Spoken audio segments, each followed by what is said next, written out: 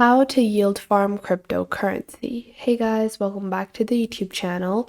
Today we will be taking a look at how you can do yield farming with cryptocurrency. So let's get into it. Now, to get started with yield farming, first we need to understand what yield farming is. So yield farming is a basic system where you can deposit your crypto in a pool with other crypto users to pursue a investment. And usually this is through interest earned by lending the pooled money by cryptocurrency. So usually yield farming is low risk if you're doing it in the form of staking. However, it is a very high risk strategy if you're doing it directly, such as yield farming. So it's basically like you put in your crypto tokens into a platform, and once you do that, you get a interest. So it's like putting your money in a bank and then you get an interest. However, this is more similar to when you would invest in a business or back a business with your money. Then you are dependent on the success of that business. So that will be what you get in return. If the business fails, you don't get your money back. If it succeeds, you get your money back. So that is basic yield farming, how it works and how it works in cryptocurrencies as well. Now, if we take a look at crypto, they also have smart contracts where you have contracts on the blockchain. And with yield farming, you can stake your cryptocurrency, and which is going to be pretty much like making a deposit. And it might be in one farm, it might be in a different crypto farm.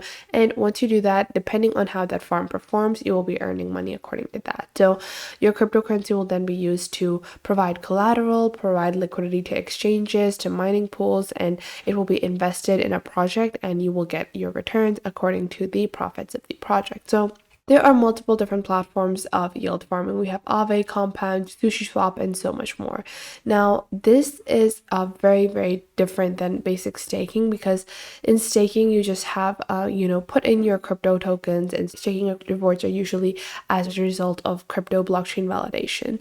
So those are just some of the basics of a yield farming on crypto. Now, how can you do yield farming, and what are some of the basic strategies? Well, first off, if you go on to marketplace platforms, you have basic liquidity farming. So you can provide liquidity to the exchange and you can earn money in that way. That is one basic way of farming. It's not exactly like yield farming. Yield farming is a lot more complicated.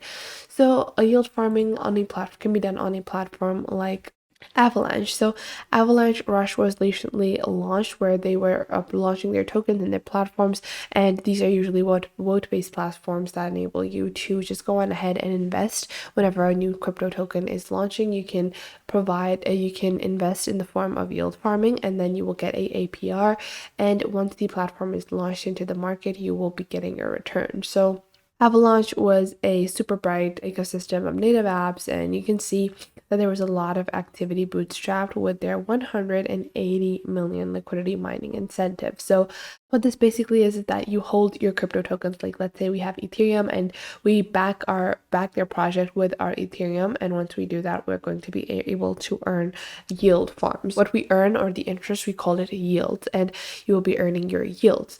Now, this project was up and coming a couple of months back. Now it is ended. So there are still many different ways that you can earn money and many different strategies, such as you can go on to Twitter, you can go on to Astar. So presently, Astar is a new and emerging network, and it is promoting the apps and EVM and WASM smart contracts. And they currently do have a super amazing yield farming strategy. You can go on ahead and invest in their platform if you're looking to get started with yield farming and you don't know where to go, where to look at. And you can go on ahead and invest with your crypto tokens to be able to earn yield. And you can see that they have British Tether, they have native Tether, they also are updating all the time. They have multiple different updates coming along. Now, if you want more information on yield farming, what are the up and coming projects, where can you invest, then you can go on to DeFi Llama. So DeFi Llama is a super amazing platform, and they also have their website where it is dedicated to finding you the best yield farming strategies or pools that you can invest in.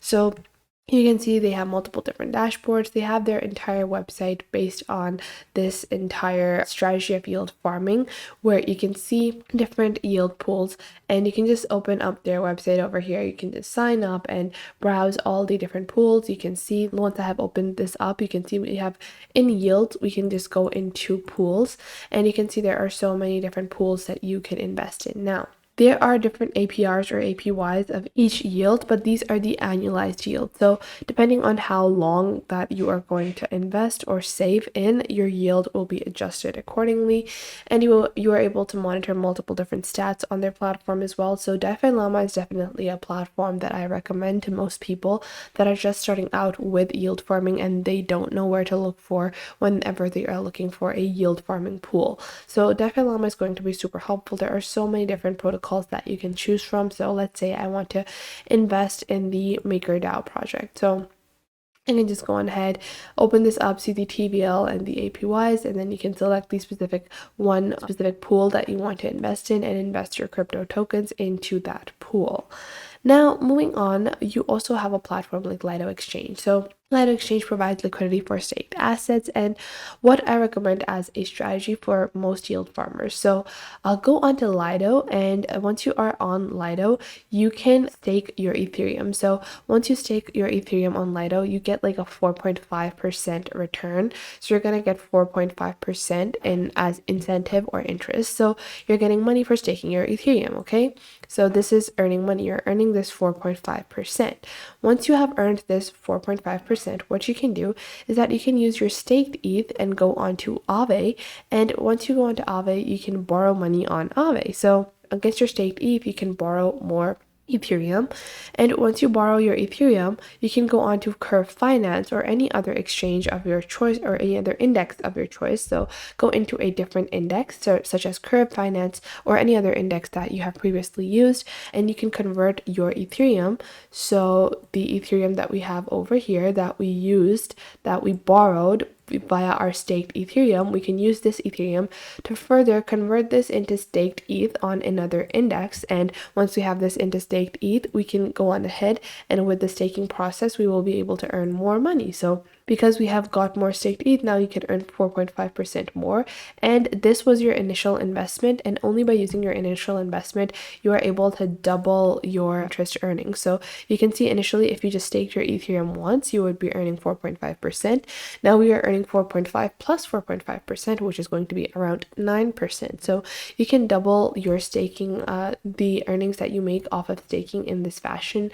It is a little complicated for beginners, but it still is an amazing way to begin with yield farming. So that was it for today. I hope you guys found this video helpful. Make sure to like this video and subscribe to the YouTube channel, and comment down below the best tips and tricks that I have taught you within this video, and make sure to also share this video with your friends and family and to other creators as well, so you can help them out as well, and to anyone that might need to know this basic detailed platform and how you navigate through these different social websites.